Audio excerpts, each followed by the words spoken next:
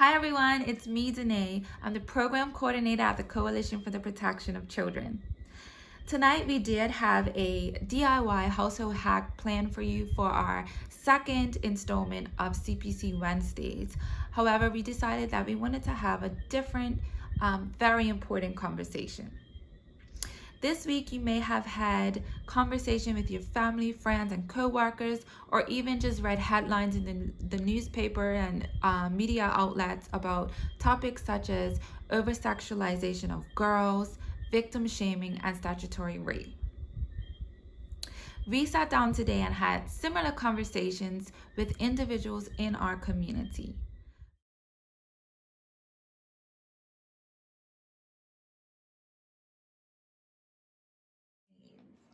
My name is Caleb Martins. Admiko Butterfield, and 32. My educational background, I have a BA in social work and an MA in counseling. Hi, my name is Shneil. I am 32 years old. My name is Rakaya Simmons and I am 21 years old. I am currently studying law at the University of Buckingham. What is my experience with older man? My first one was an older man. I was 15 when I met him. He was 19. And it wasn't sexual then. We was just friends. He waited until I was 16, knowing that he could get in trouble. And that's when I lost my virginity to a 20-year-old. He was 20 at the time, and I was 16, fresh. So, yeah. My experience with other women from a romantic relationship, there is no experience. I've had older sisters, aunties and stuff like that, but not in an intimate relationship. My experience with older men is very complicated. I can say that I have been approached on many occasions by older men, even when I was under the age. Like I said, now I'm 21. When I was 12 up to 15, I was approached by older men, and sometimes that was because of the body type that I have. And yeah. Experience with older men started in my middle adolescent years. I was in my second year of high school and I was dating someone that was 6 years older than me. At the time, it was normal, I wasn't the only one, and a lot of my friends were dating older guys as well. It was just the norm back then. Like, no one told me anything different. No one made me feel like what I was doing was wrong. It was just what it was. My experience with older women, definitely from a young age, I guess you could say, have had experiences with older women. Older women flirting with younger guys, it happens. I don't know if people probably know that or not, but it definitely does happen. I can remember being like 11 years old and being scared to go to town with my friends without an adult present because I developed early, so I looked like a grown woman, but I was a little girl inside a grown woman's body, which made me feel extremely vulnerable walking around. As a minor, I do feel like I was over sexualized by older men. I know everybody says I'm gonna ask her for her ID or her license, but realistically speaking, that doesn't happen. If I wanted to date a young lady to decipher her age, I would ask her. I would look for pictures of her, ask people that seem to be around her age, see if they know her, any way I possibly can through social media or friends. Basically, you look at the aspect of her schooling. If she's in school, if she's close to your age level, if she hangs around friends, that are the similar age as you, then that's how you kind of think about it. If she's, as they say, a legal one. We live in a time and a generation where you can say anything, and different people look different ages, but someone may look a certain age but not really be that age, so they might be able to get away with it. So it's important to look around, ask people, try to meet them if possible. that could possibly help too, because pictures can't lie. So yeah. I do feel like it's a cultural issue because it's accepted a lot in society, especially in Bermuda. Guys are seen as wicked or, oh my gosh, how did you pull that girl? Oh, she's a virgin, kudos to you, type of thing. And it's not really looked at as that's disgusting. You shouldn't be doing that, it's illegal. I don't think that statutory rape, over sexualization of young girls, victim shaming, I don't think that is something that's specific to Bermuda. I do feel like it's prevalent to Bermuda. However, I feel like it's an issue worldwide. I mean, you constantly see on TV, like for instance, How to Catch a Predator. You have grown men going after underage girls and vice versa. So I don't think that it's specific to Bermuda, but it's very prevalent in Bermuda. And because we're such a small island, it's more concentrated and you hear about it more. I would say probably a Western culture. I wouldn't say it's just Bermuda culture. I think it's more of a Western cultural thing. I don't think it's specific to Bermuda, but I think it's worse in Bermuda. We have a bad habit of saying that girls are fast when they're actually being preyed upon. We always say a girl's fast. We never talk about a guy being fast. His sexual experiences are supposed to be early or something like that. I don't completely understand it, but when it comes to a girl, she has one early, oh, she's fast, even though it was an older guy who, acted upon it. I do think that the issue of rape culture and victim blaming, I'm not so sure if it's specific to Bermuda culturally or if it's just a symptom of living in a close-knit, tight society. Because when it can feel like the abusers are being protected, because we're so small and everybody knows everybody, and you might not want to report something because it's going to tarnish the family name, or because you're going to walk around town the next day and you might run into that person. Ironically enough, I remember talking about this with another young lady. And we were just talking about younger girls and older men more specifically, and the culture. But I think a lot of people know that, like, always knew that it was her. It's just that nobody really wanted to talk about it because it's so accepted. It's not considered to be taboo. It's just it's normalized on a high level. I think everything starts at home. I think younger women being able to talk to a family member who they trust is important, and I think that younger girls or minors should be able to have resources where they can reach out, such as the coalition, and be able to talk to responsible adults and just voice their opinion, because I know that sometimes young females are scared to speak up because they don't think they'll be believed, or they're intimidated because the person is older. So I think having that sense of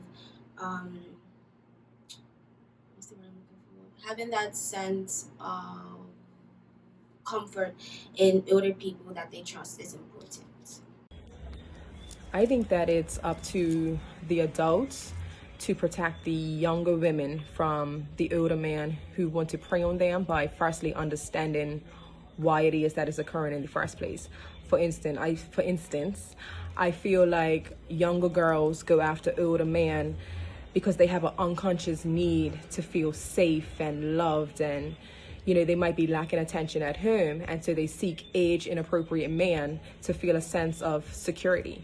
So I think that there needs to be programs put into place from middle school that instills in these young girls the importance of knowing what's appropriate versus what's inappropriate, knowing their self-worth, knowing the power that they hold. I think that, a lot of these young girls, they've been left to their own devices to figure it out by themselves. I think that we have to understand that a lot of young girls come from generational cycles of seeing their mom with older men. Their dad might be older, or they've seen it, that's all they've seen, so that's all they know. So in order to break that generational cycle, that generational curse, they need to be educated, and they need to see what healthy relationships look like. So I think that by educating them, by putting these mentorships in place, with older women and these younger girls, just programs in schools, and I don't know, like, it's up to us older people to like really instill in them. Realistically, like I said, because I work in the school system and I deal with well, teenagers, I guess you could say. I think a lot of it is just showing them they have to have some form of self-worth. They have to be shown like how a woman should be treated and stuff like that. But a lot of them really don't know, like I said earlier, because they don't have that male role model that really guides them and directs them in the right way. So a lot of them just really need to know, how worthy they really are. A lot of them just really don't know, and also a lot of them just truthfully follow their friends. So if you have Keisha that says, she's gonna go do whatever the case may be, 9 times out of 10, her friend may just want to follow her, and then they find themselves in a situation. And then I also know situations where you may go along and probably meet the guy, and then let's say you change your mind, but then you feel pressure to do it because it's an older guy and you don't want to feel like like you're soft or whatever the case may be. So I know there's a lot of females that have done things that they probably and thinking about it as the older, that realize like I probably should have never done that. And even at that moment, I'm pretty sure most of them said, I wish I would have never did this. And it causes a whole complex, and they grow up feeling the exact same way, and it just causes a whole slew of issues. So yeah, I would say that young girls, definitely just need to be shown how much they're worth, how much they're worth. I think we need to make a concerted effort to teach young women, and maybe more importantly young men, about the concept of consent. And that's how we can protect them, and how we protect them by teaching them how to protect themselves, and knowing that when it comes to your body, you are in charge, and that will empower them, which I think will then in turn protect them from older men who wish to prey on them. So growing up, I'm a twin. So my twin sister and I actually grew up with my single mother, and we have a very close relationship. So I can say that I was always comfortable giving to her. Like my first time having sex, I was okay telling her, and she put both my sister and I on birth control, because that's important as well for young girls to know that they should be on some type of contraception and engaging in safe sex. And I also have a lot of aunties and my nana who I felt very comfortable talking to about sex. Even my uncle talked to me about how guys pursue younger girls, so this also made me more aware. Yes. Instill in them self-love. Because even for me, I had to learn that later in life. You know what I mean? Like that came way later. Like that is important. That is paramount. Self-love. Because if you would have mentioned that to me back then when I was a teenager, I'd be like, what are you even talking about? What does that mean? Like, you know what I mean? He loves me. He's showing me love. But you have to instill in these young girls self-love and the importance of it. Honestly, that's vital. The law of carnal knowledge was never taught to me in school at any level. I do understand that it is called statutory rape when you have sex as an older person with someone who is under the age of 16. And I do also know that it is a criminal offense to have sexual relations with someone who is under the age of 14. I actually learned about that more on my own. And like I said earlier, when I was working with Child and Family Services, I actually received they had like a little booklet of the different laws in Bermuda for like teenagers to understand. So I guess you could say it broke down the law to a more simple level. I do understand the law as it pertains to carnal knowledge, and I knew that at a very young age, mostly because my mother, she was a social worker, she was a guidance counselor, she's now a lawyer, but back then she made sure that I knew those types of things. Like I knew the age of consent when I was very young, and the way that she educated me is the way that I would want somebody or us to educate the young girls? As far as I know, anyone under the age of 16 is not able to give consent. Is that it? I learned about the law as it pertains to carnal knowledge. Like I said, I studied law, so it was a topic in my criminal law class. I'm about to have a master's degree, so I never learned about it. But for me, I think it was just more along the lines of my mother speaking to me in regards to, letting me know what's right and what's wrong. As you get older, you do, experience things, and then your parents, about my mother explain certain things to me. And then, of course, you also have some teachers as well as coming up that will, share stuff with you as well. So that's how I gained my knowledge, and then I expanded on it as I went and got my degree. I do understand lawful carnal knowledge. I learned about this when I was 19. Well, I knew about it before, but not in detail. 19, I joined Bermuda Police Service. Not a police officer anymore, but that's when I learned about lawful carnal knowledge and unlawful carnal knowledge. And that's something that should be taught too, but the conversation needs to change around that too, because we kind of make it seem like, oh, if you wait till you're 16, you're okay. If it's between the age of 14 to 16, she can kind of have made a decision, you know what I mean? We need to change that. We need to be like, at 16 you can consent to it, but between 16 and 18 it's not right for an older guy to be, messing with you. As far as minors continually repeatedly engaging in sexual relationship with older men being reprimanded, that's kind of like a tricky subject. I didn't gain any knowledge on it. I am 35 years old, and I just found out that carnal knowledge means intercourse, and unlawful carnal knowledge means forbidden intercourse. That's all I know. For me, reprimanded is a strong word. So when it comes to minors engaging consistently in sexual activity with older men, I believe there should be some level of discussion, some level of help to see where they are, and what their mentality behind all of this is, why they're doing what they're doing, and some counseling to help them to make better decisions. But on the other side, I do believe that there should be some level of responsibility that's held on the older men. We are men. We have the right to say yes and no. We have access to greater knowledge, or you would expect that we have access to greater knowledge as an older man dealing with minors.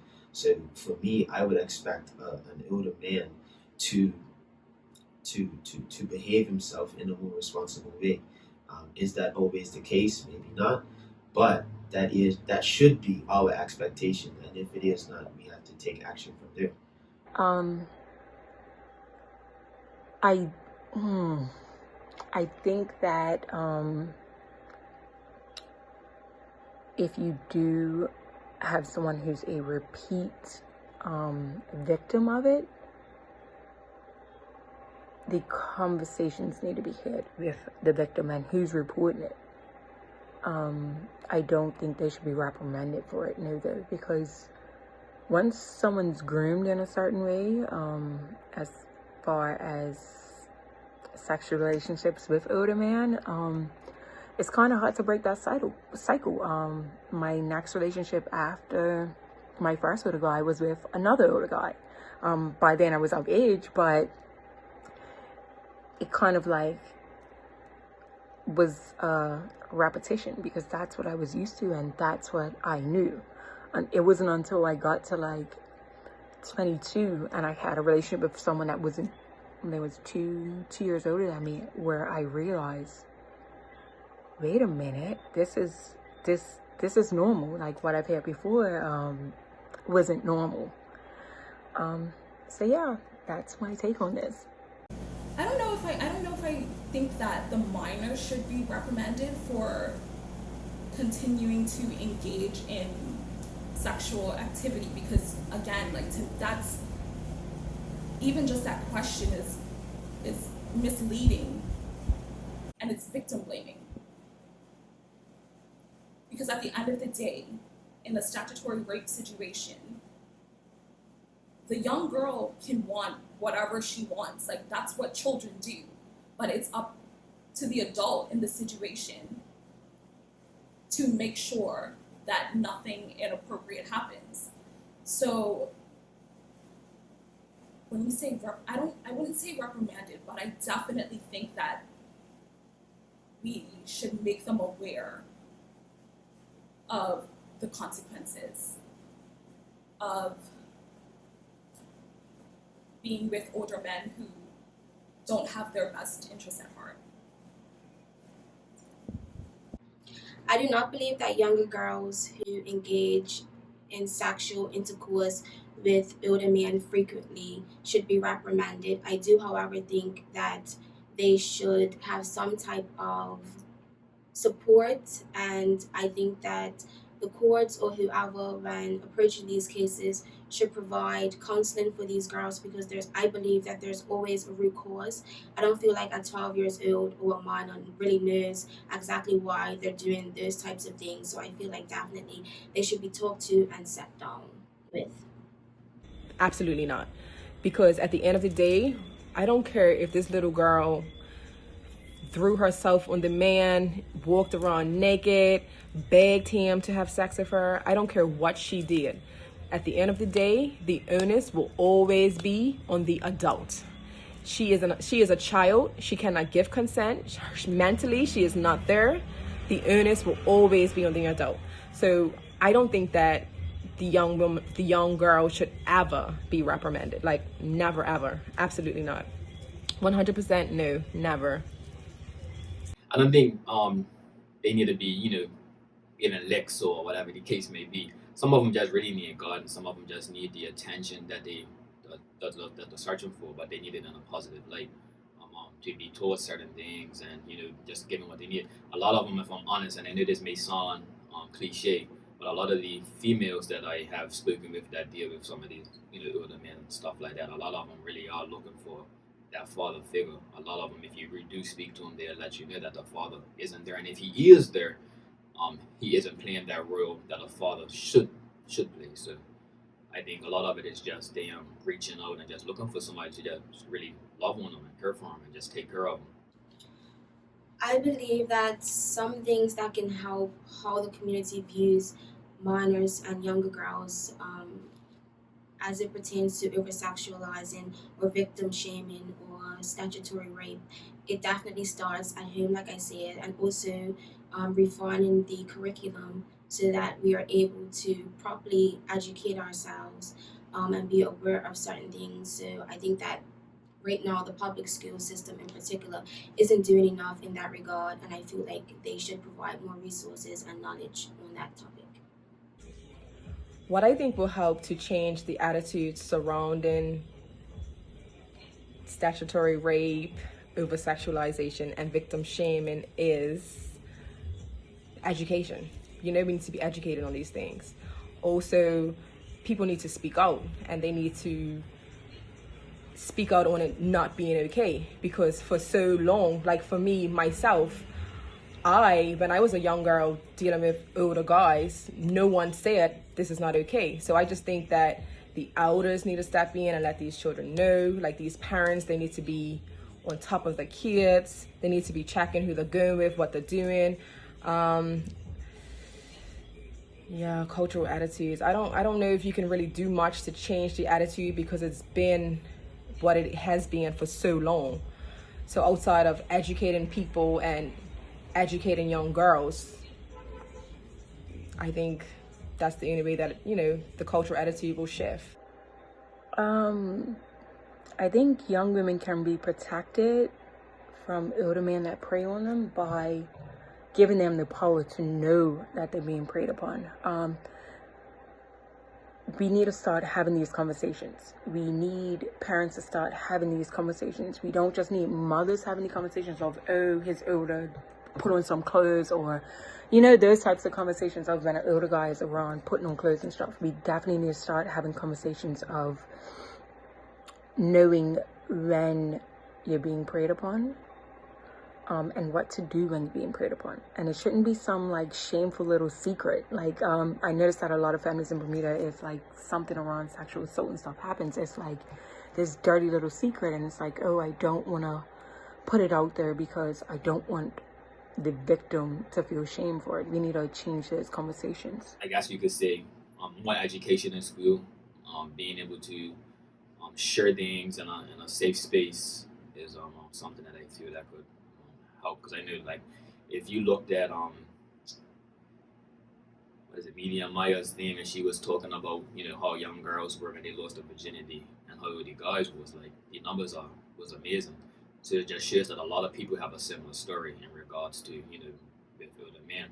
But I'd also like to see another one from her today. Maybe she would see this, or I could reach out to her in regards to this flip role. How many younger guys have actually had intercourse with the other women, and what was the age? So, I think we need to start having these conversations earlier. They need to start young. We need to, sex ed is taboo in Bermuda, if I want to say that. How it's taught, we should definitely start having conversations younger. We should start explaining to, and it shouldn't just be like, oh, if someone touches you, tell me. We should start to explain grooming. Grooming's a big thing, and you don't think that it's grooming because it comes off as, oh, you're mature for your age, or oh, you don't act like you're 15, or oh, you have the body of a grown woman. We definitely need to teach girls how to know when they're being groomed.